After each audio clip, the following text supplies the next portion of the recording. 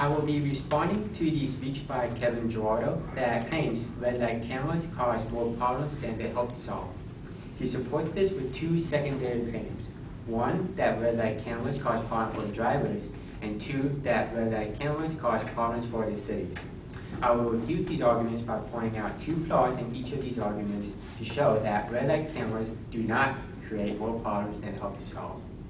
For my opponent's first secondary claim, he says that red light cameras cause problems for drivers because a study from a Cal 9 reporter found that 20 of 32 intersections in the Los Angeles area found an increase in the number of accidents.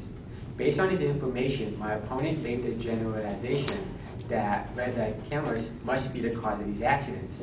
The problem with this, however, is that there are too many exceptions to make that generalization. For every study or statistic that has shown intersections have an increase, there is another study or a statistic that shows there has been a decrease. Jonathan Ramsey, a correspondent at AOL Autos, gathered the following information. A study by the Center for Transportation Safety at the Texas Transportation Institute found a 43% decrease in right-angle collisions. A 2007 study by Iowa State Center for Transportation Research and Education concluded that the average number of crashes per quarter has decreased by 40%. Same results were discovered in studies for the Transportation Research Board in 2003, a 2007 study for the Virginia Transportation Research Council, and a 2004 study by the Urban Transport Institute. As you can see, there are too many exceptions from different years and different cities and states to conclude that red light cameras are causing an increase in accidents.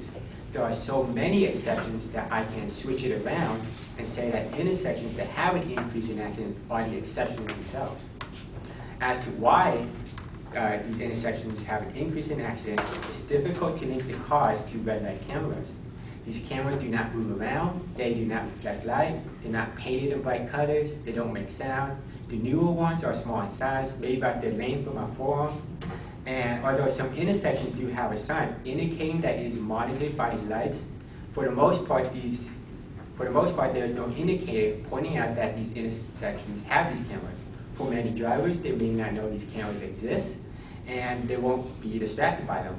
So when an accident does happen, it's difficult to link the cause to the cameras when the driver may not even realize the cameras are there in the first place.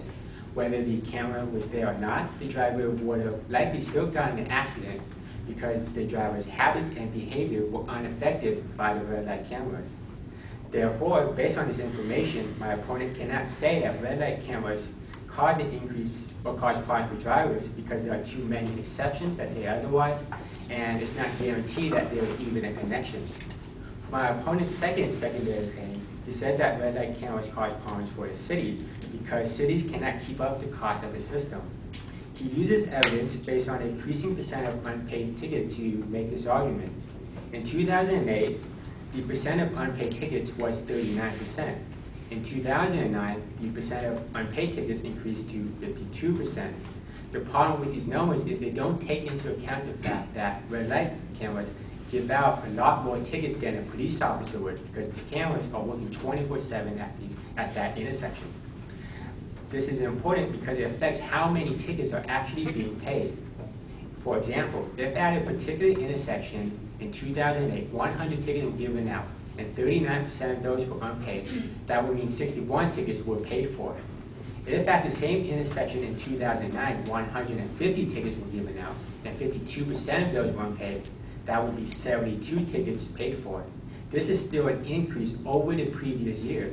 So although it's true that the percent of unpaid tickets has gone up, the actual number of paid tickets could still also go up simply because there are so many more tickets being given out. The city can still see an increase in revenue based on paid tickets. My opponent also mentioned that many cities that have used these cameras have now stopped using them because they weren't seeing the results they wanted. He pointed out cities such as Montclair, Oakland, and Fullerton to make it seem like a trend that these cameras are not worth the trouble. However, like my challenge to his first secondary claim, there are too many exceptions to make that generalization. For every city or state that has stopped using the red light cameras, there's another city or state that is increasing the use of them or has started using them.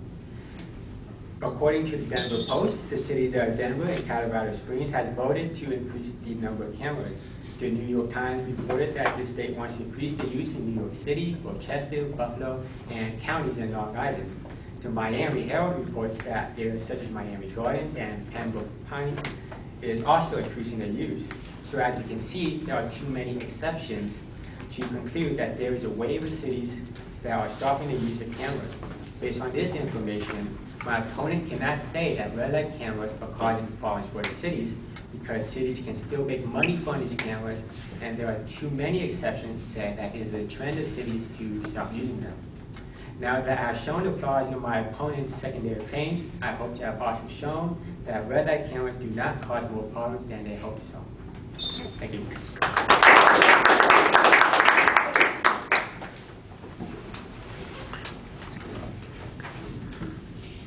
All right, that was a very clear explanation of the reasoning issues on both of the points that you presented. The only thing that I would suggest is that instead of saying it's an equal number of cities, if there was any data that showed there was a trend about increasing use, or the number of cities that is that are stopping use is relatively small, I think that that would strengthen that argument. But otherwise, I thought your explanation about the statistics was very clearly explained and labeled. You demonstrated how this works. One thing that would be helpful would be to know what the revenues were from the from the tickets. That might be a little bit harder to get, but your explanation about how these numbers may not represent what the advocate was talking about, I thought was very clear. All right, thank you.